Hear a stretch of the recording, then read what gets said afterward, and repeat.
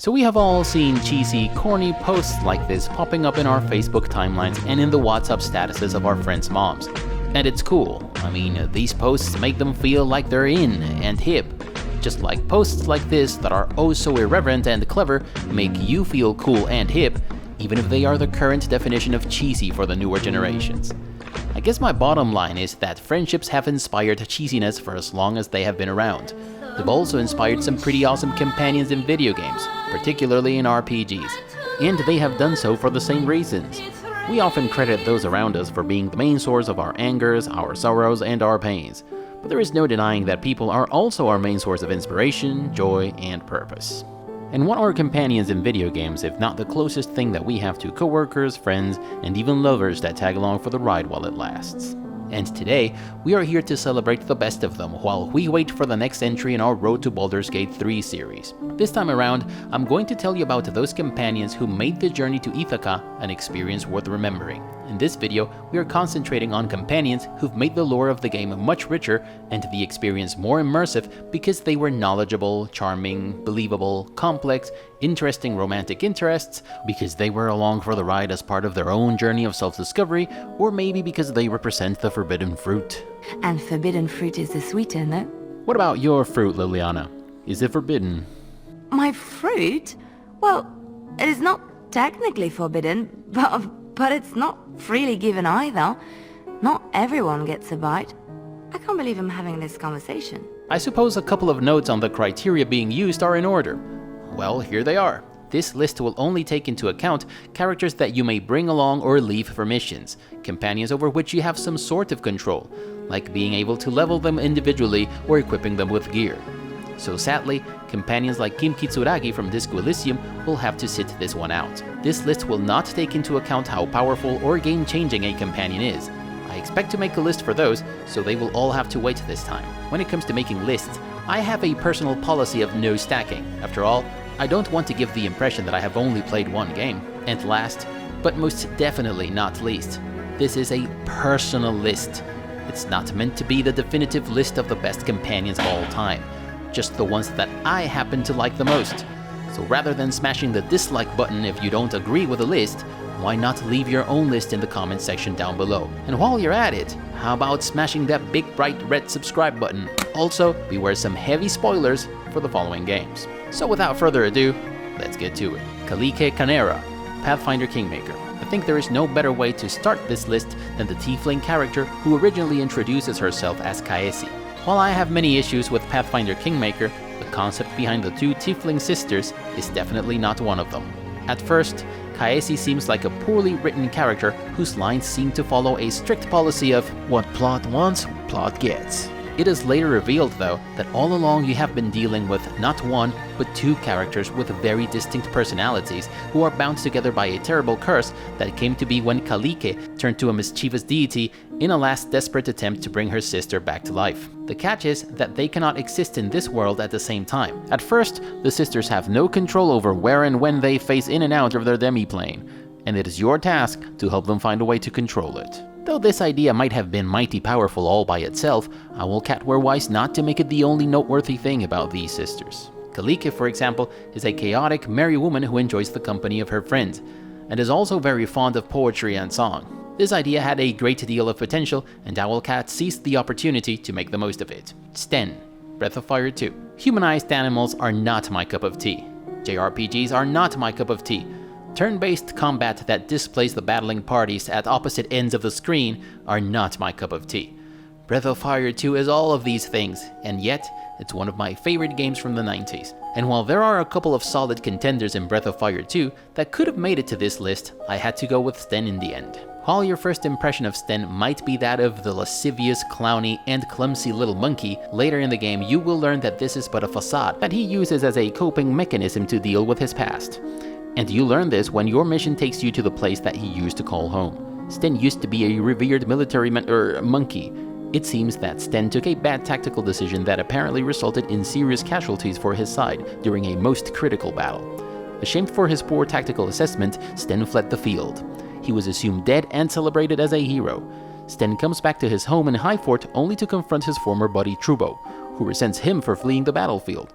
Trubo also informs Sten that if he had not deserted his people, he could have stood against the rising dictator Shubkai and her evil plans.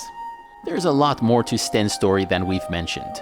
The moral, though, is that problems don't take care of themselves, and if you try to throw them away, they'll always come back to bite you in the ass. Siren, Tyranny. Oh, look. Father has returned. Have I gotten out of line? Have you come to punish me? Am I a bad girl? Or do you just want to use my power? The Archon of Song is one of my favorite companions in video games. When I ran into this teenager companion, every alarm went off. Surely she's going to come with all the annoyances of a teenager, I told myself. Get ready to hear a truckload of bullshit trying to justify the typical implausibility of someone who has been around for less than 2 decades and can outsmart people who are much older, much wiser, and much more experienced. Or maybe outmatch someone in a fight who is stronger and who has done a heck of a lot more training. And I was wrong. The story of Siren is a tragic one. You can read all about it in one of the short stories that shipped with the Ultimate Edition of Tyranny. The fact that she was born with a rare, powerful talent turned her into a target for Autocrat Kairos, who sought to bring her, along with every other exceptional person in the realm, under his influence, lest they became a threat to his rule. Siren's scarred past granted her wisdom beyond her age, but also bitterness.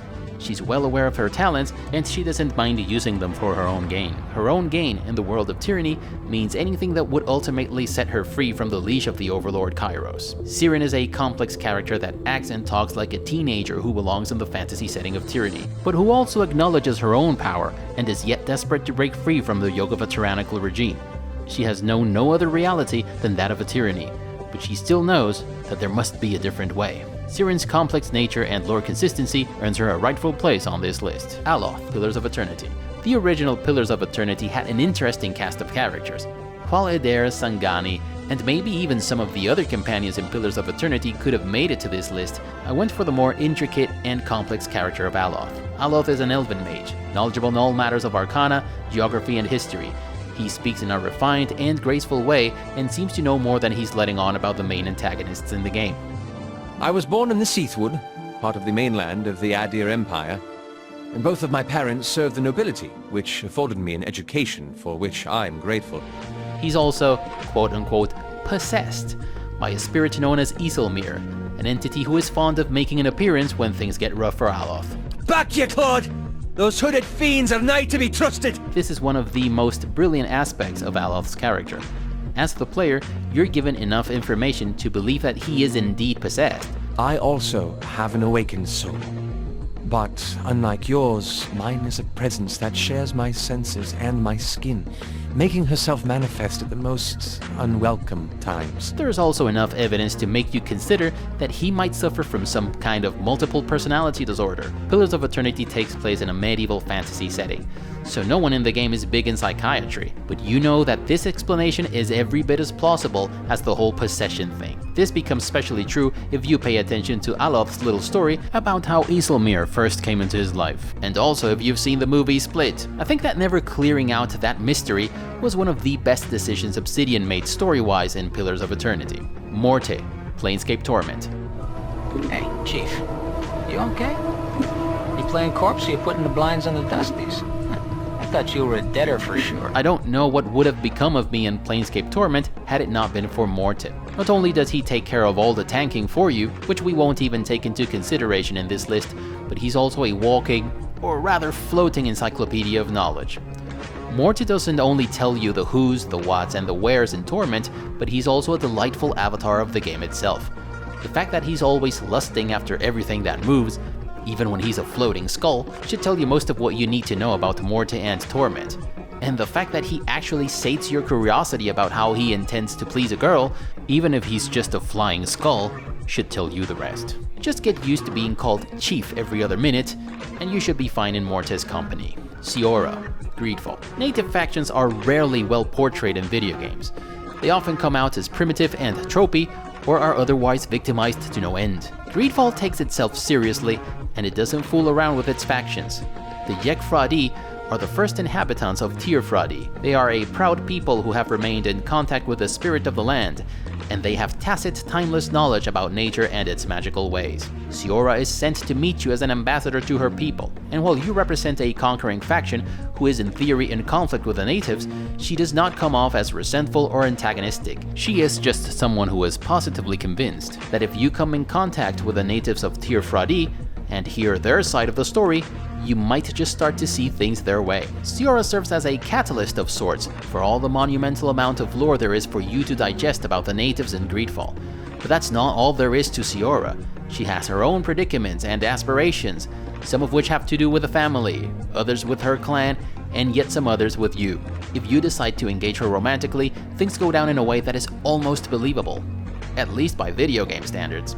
Ifam Ben Metz, Divinity Original Sin 2. Once I was a crusader for the Divine Order. I pledged my life to Lucian the Divine. The war changed everything. He sent me to save the elves I grew up amongst. I arrived too late. The quiet, stoic mercenary in Divinity Original Sin 2 had some tough competition in Losa and the Red Prince. The characters in Divinity Original Sin 2 may come off as a bit too cartoonish at first, but they are only deceitfully so. They all have some very believable motivations of their own, clearly defined personalities, and most importantly, they do not come off as characters that have been forcibly written to antagonize you or to serve as your agreeable buddy. On top of that, Ifam's journey is almost as important as yours lore-wise, if not more. He seeks answers, and these answers must come from the big players in the game. He's also an interesting romantic interest for a female character, even if romance is not precisely Divinity Original Sin 2's strong suit. Virgil, Arcanum. Yes, of course I will journey with you. As your protector and as your friend. As if I've got a bloody choice. Aren't we all just pawns of prophecy? While there's a slew of generic characters in Arcanum, there's also no shortage of unique companions who turn the companion business on its ear in this old-school Troika cult classic. And one such character is Virgil. Virgil's first moment may not be too different from your agreeable, instantly friendly video game companion, but he later becomes the absolute embodiment of what Arcanum is all about.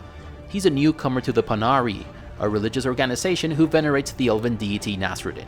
You gather that he is a bit new at it because he doesn't know two shits about the Panari and their god. Like everything else in Arcanum, the way in which you play the game greatly impacts your relationship with Virgil. He may or may not choose to reveal that he was a straight delinquent before he joined the Panari. He may even become affirmed in his newly found faith if you set a good example, or he may end up going back to his old ways if you show him the perks of villainy. He may even choose to renounce the Panari but remain a decent human being if you decide to go for a path of neutrality.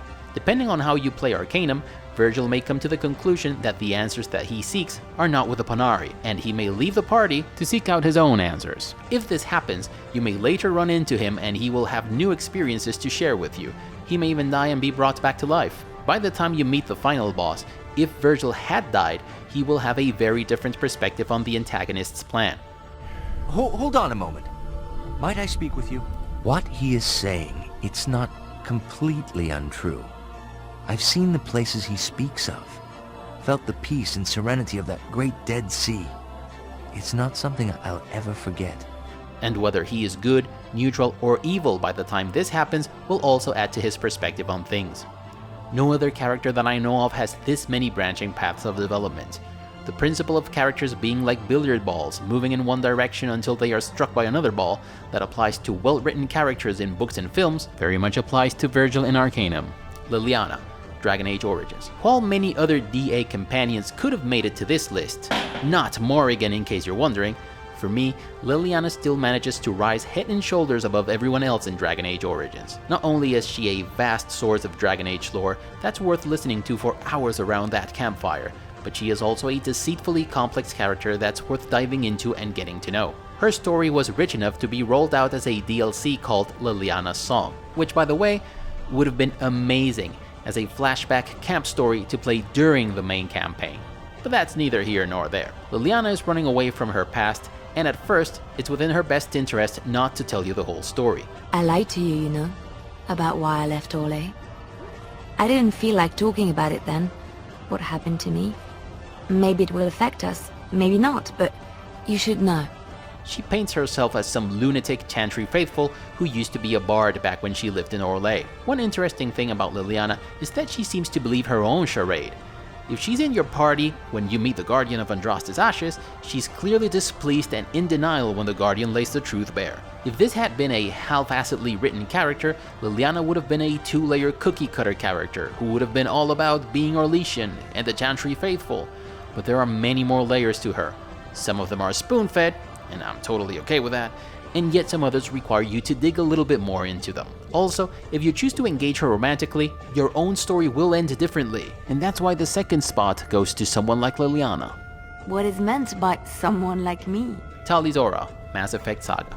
Mass Effect alone could have taken up the entire list, or at least half of it. When you have characters like Mordin Solus, Garrus Vakarian, or Legion, choosing someone from this saga to stand at the top of the podium is almost a matter of tossing a coin. Tali's character arc is second to none in video games. Her journey starts when you meet for the first time in the Citadel. She is young, resourceful, but also a little bit too green, and that's why she's out on a pilgrimage. It is a tradition among my people.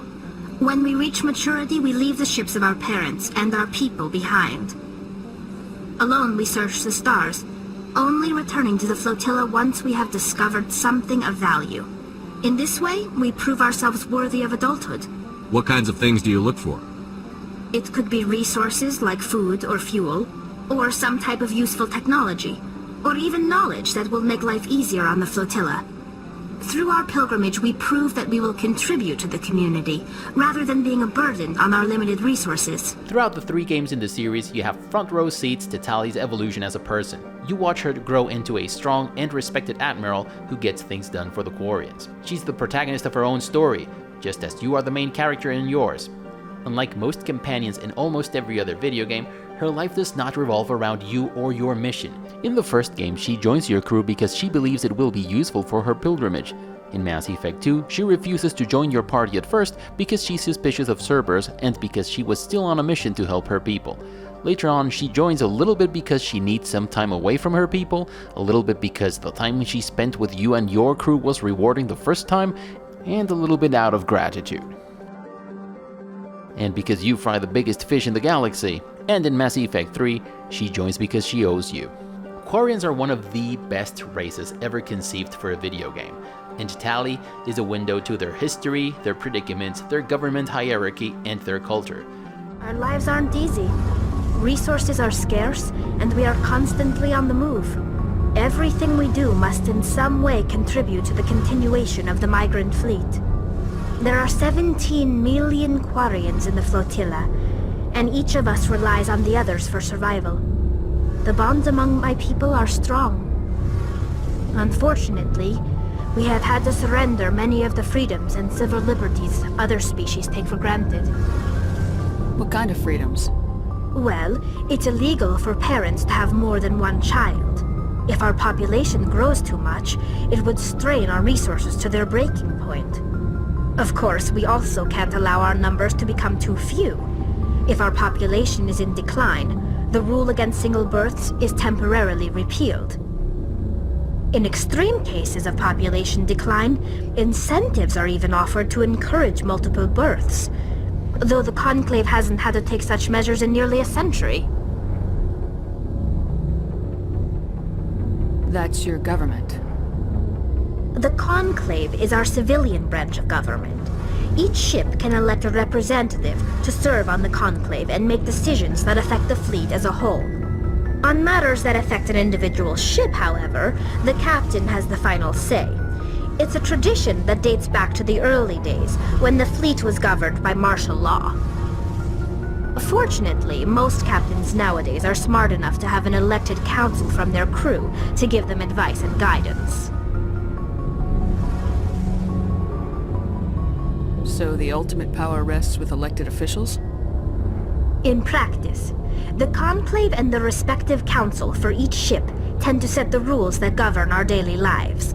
But in theory, we are still under military jurisdiction. The 5 top-ranking military officials in the fleet serve on the Admiralty Board.